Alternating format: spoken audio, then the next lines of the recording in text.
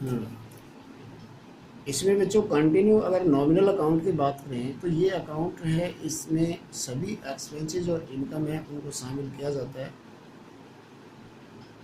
इसमें एग्जाम्पल के रूप में नॉमिनल अकाउंट्स है वो एक्सपेंसेस जैसे सैलरी पेड और रेंट पेड व डिस्काउंट अलाउ बैड डेट्स आदि इसमें शामिल किए जाते हैं। अगर हम यहाँ पे nominal accounts related to income बात करें तो commission received, interest received, discount आदि की हो सकती है। यहाँ पे इसके लिए जो रूल लागू होता है वो होता है कि debit all expensive and credit all income और गेन्स। फॉर एग्जांपल यह है कि 20,000 रुपये सैलरी के दिए तो इसके लिए सैलरी का खर्चा है तो उसे डेबिट किया जाएगा और कैश को क्रेडिट किया जाएगा क्योंकि यहाँ पर कैश चाह रहा है।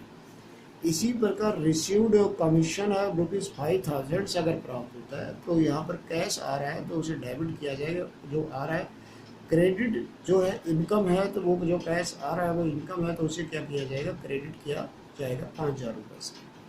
ऑब्जेक्टिव इस अकाउंट्स के बनाने का क्या है कि यहाँ पर सभी जो name only and which are not really exist, ये account open simple to explain the nature of held which has to be cash has to be paid. In absence of nominal account, it will be very difficult to manage the known of amount paid separately account of salary, rent, commission, etc. इसके अंदर इसकी जो information इससे संबंधित होती है वो निम्न और से यहाँ पर ये प्रोवाइड करता है। इसमें जो स्पेंड अमाउंट वेरियस साइड है वो कितनी है वो इससे हमें बेनिफिट हो जाता है। इनकम वेरियस साइड से कितनी प्राप्त हुई है इसके बारे में हमें जानकारी प्राप्त हो जाती है। उसके आगे बच्चों देखते हैं कि हमें यहाँ पे अगर बेसिकली जो स्टेज हैं जो डबल एंट्री सिस्टम की है, जो part of double entry system है वो कौन कौन से हैं, अगर उनमें हम देखें तो सबसे पहले तो इसमें ओरिजिनल रिकॉर्ड रखा जाता है। और जो ट्रांजेक्शन्स होती हैं उन्हें सबसे पहले प्राइमरी बुक जिसे जर्नल कहते हैं उसमें लिखा जाता है। जब बिजनेस बड़ा होता है और नंबर ऑफ ट्रांजेक्शन ज़्यादा होती है तो जो जर्नल है उसे डिवाइड किया जाता है वेरियस बुक्स में जिसे हम सब डिविजन्स ऑफ जर्नल के रूप में देखते हैं। और ये जो सब्सिडरी बुक भी उसे कहते हैं। ये रिकॉर्ड ऑफ जर्नल है वो सब्सिडरी बुक में रखा जाता है first of all stage of system, और इसे हम ओरिजिनल रिकॉर्ड स्टेज के रूप में जानते हैं। दूसरी आ जाती है इस सिस्टम में, डबल एंट्री सिस्टम में, क्लासिफिकेशन। अब इस सिस्टम में जो ट्रांजेक्शन्स जो जर्नल के अंदर या सब्सिडी बुक में जो रखी जाती हैं उन्हें पोस्टेड किया जाता है क्लासिफाइड फॉर्म में दूसरी बुक में जिसे हम लेजर कहते हैं। और ये जो बुक्स होती है वो डिफरेंट स्टेट यानी कि इंडिविजुअल अकाउंट हेड जो रखा जाता है, जो financial positions of similar natures की है जो कलेक्टेड वन प्लेस पाई जाती है। The combined effect all transactions related particular accounts होता है उसे यहाँ पर निर्धारित किया जा सकता है जिसे posting in ledger is non एक क्लासिफिकेशन स्टेज के रूप में देखते हैं। उसके बाद में थर्ड जो स्टेज आ जाती है वो इसके अंदर आता है समरी तैयार करना। अब यहाँ पर इस स्टेज के अंदर जो लेजर के अंदर जो बैलेंस जो ऑफ होते हैं जो लिस्टेड होते हैं डेबिट का डेबिट साइड में और क्रेडिट का क्रेडिट साइड में लिख दिया जाता है। और यहाँ पे एक लिस्ट तैयार की जाती है जिसे हम ट्रायल बैलेंस के रूप में देते हैं। टोटल डेबिट और ट्रायल बैलेंस का क्रेडिट अगर इक्वल हो जाता है टू साइड जो ट्रायल बैलेंस की तो वो अर्थमेटिकल एक्यूरेसी को है वो प्रूव करती है।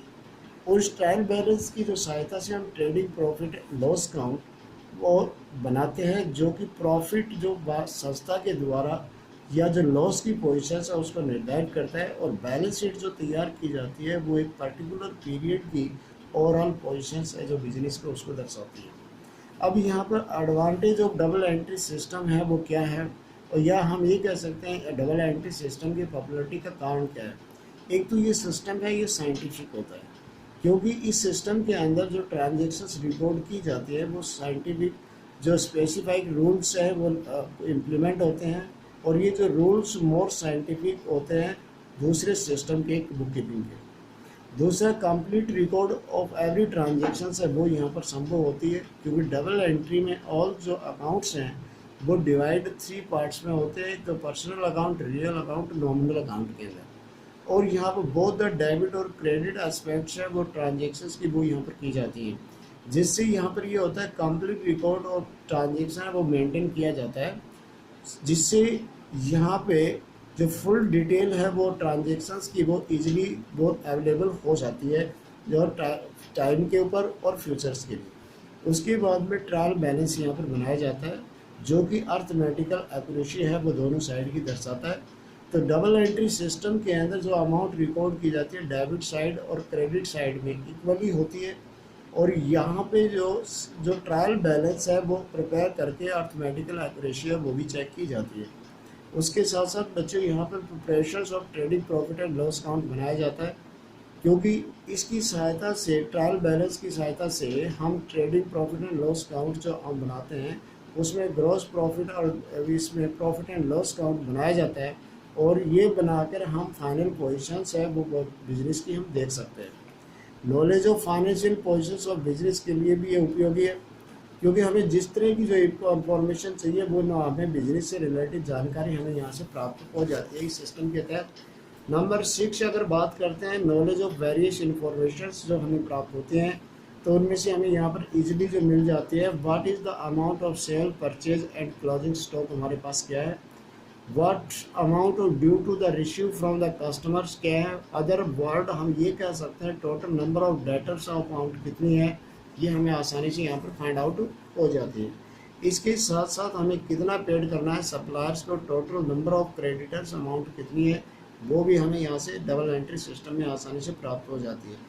इसके साथ साथ किसे कितना पेड किया है किस ऐड के अंदर, वो भी सेपरेटली हमें यहाँ से प्राप्त कर सकते हैं।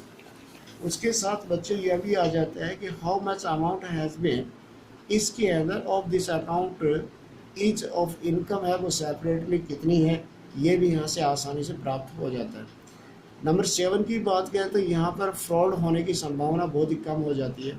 इस सिस्टम डबल एंट्री सिस्टम के अंदर ट्रांजेक्शन्स का 2 अकाउंट इफेक्ट करते हैं, तो हार्डली वन स्कोप ऑफ इसमें फॉर्जरी और जो मैनिपुलेशंस है वो इस सिस्टम के दूसरे के बजाय कम हो जाती है, क्योंकि यहाँ पर जो मैनिपुलेशंस को कोई जगह प्राप्त नहीं होती है। लीगल अप्रूवल यानी अगर ज़रूरत पड़ती है तो ट्रांजेक्शन मेंटेन होती है इस सिस्टम के तहत, वो स्पेसिफाइड रूल के तहत होती है, और उन्हें लीगल रिक्वायरमेंट के लिए बुक्स के रूप में उसको रिप्रेजेंट किया जा सकता है, और जो एक्सेप्टेबल होती है एज पर कंपनी एक्ट और दूसरे एक्ट के तहत।